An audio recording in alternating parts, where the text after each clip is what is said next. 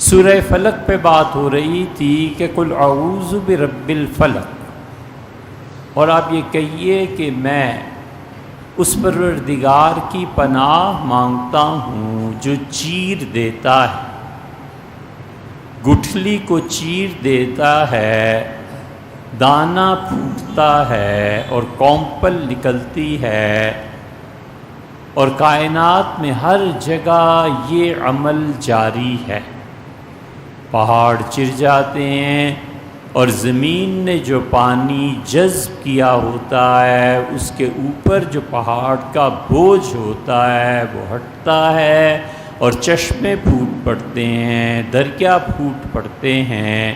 اللہ نے ان سب چیزوں میں حکمت رکھی۔ اور آخری بات یہ عرض کر رہے تھے کہ دیکھیں کس طرح اللہ تعالیٰ گٹھلی اور بیج کو چیر دیتا ہے، پھر اس میں سے کونپل نکلتی ہے، پھر اس کے بعد تیسرے مرحلے پہ وہ کونپل اور ڈنٹھل وہ چرتا ہے اور اس میں سے ایک شاخ برآمد ہوتی ہے۔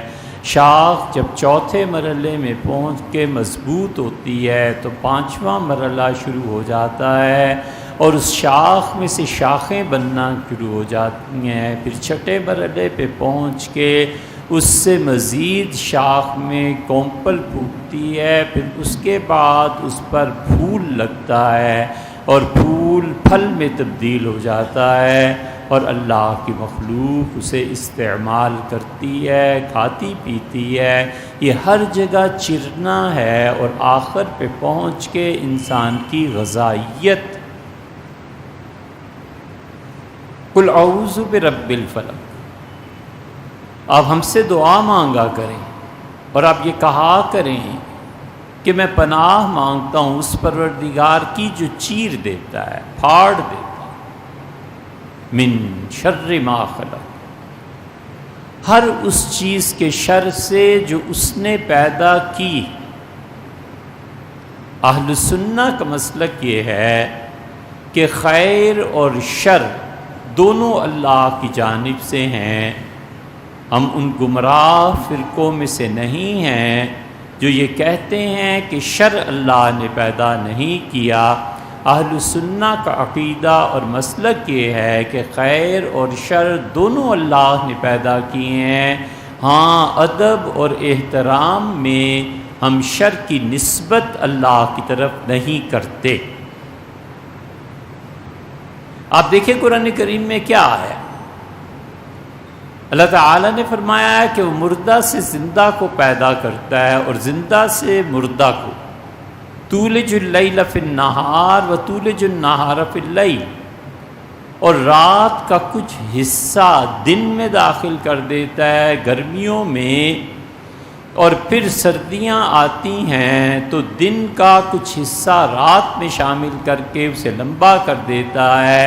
یہ دن اور رات کا گھٹنا اور بڑھنا اور طویل ہونا اور کم ہونا ہمارے ہاں بہت واضح ہے کہ سردیوں میں دیکھیں تو 5 بجے مغرب ہو گئی، اور گرمیوں میں 7:30 بجے تک تو 2 گھنٹے، تقریباً 2.5 گھنٹے کا یہ سردی اور گرمی کا فرق ہے۔ اللہ کہتا ہے یہ ہمارے کام ہے، اور آخر پہ فرمایا بیدہ الخیر، اور خیر اللہ کے ہاتھ میں، اس کی قدرت۔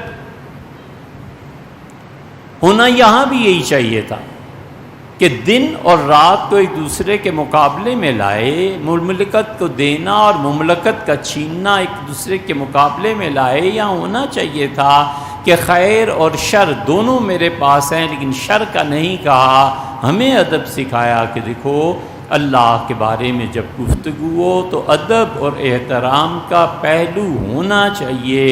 اسی لیے فرمایا کہ جو ہمارے ناموں کا مذاق اڑائے گا، ان الذین یلحدون فی اسمائہ، جو اللہ کے ناموں کو ہنسی اور کھیل اور تماشا بناتا ہے، اللہ نے کہا ہم اسے سخت سزا دیں۔ اس لیے منع کیا۔